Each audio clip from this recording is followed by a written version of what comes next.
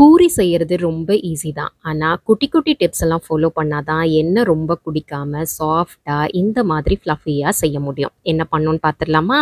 ஒரு பெரிய மிக்ஸிங் பவுல் எடுத்து 1 டேபிள் ஸ்பூன் ரவை ஆட் பண்ணிக்கோங்க. கொஞ்சமா சால்ட்டு, 1 டீஸ்பூன் சுகர் ஆட் பண்ணி, கொஞ்சமா தண்ணி ஊத்தி, இத ஒரு 5 மினிட்ஸ் போல ஊற விட்டுருங்க.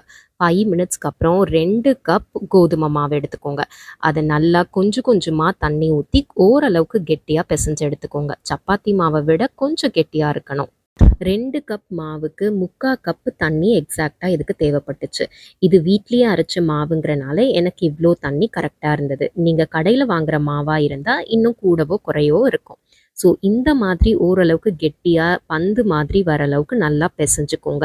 இத ஒரு 20 மினிட்ஸ் போல மூடி ரெஸ்ட் பண்ண விட்டுருங்க. 20 மினிட்ஸ்க்கு அப்புறம் எடுத்து குட்டி குட்டி பால்ஸா ரோல் பண்ணி வச்சுக்கோங்க.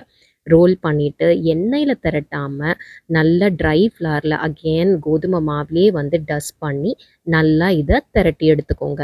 திரட்டும்போது ஷேப்பு ப்ராப்ளமே இல்லங்க. எந்த ஷேப்ல வந்தாலும் வொரி பண்ணிக்காதீங்க. ஆனா திக்னஸ் வந்து ரொம்ப ஈவனா இருக்கிற மாரி பார்த்துக்கோங்க. அதே மாதிரி ரொம்ப தின்னாவும் இருக்கக்கூடாது, திக்காவும் இருக்கக்கூடாது.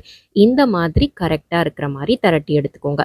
திரட்டின கையோட எண்ணெயில போட்டு லைட்டா இந்த மாதிரி பிரஸ் பண்ணி விட்டீங்க அப்படின்னா, நல்லா பஃப்ன்னு வந்துருங்க. ரொம்ப சாஃப்ட்டாவும் இருக்கும். அதே மாதிரி ரொம்ப எண்ணெயும் குடிக்காது. கண்டிப்பா இந்த டிப்ஸ ஃபாலோ பண்ணி நீங்களும் வீட்லயே ரெஸ்டாரண்ட் ஸ்டைல்ல பூரி செய்யலாம். ட்ரை பண்ணி பாருங்க.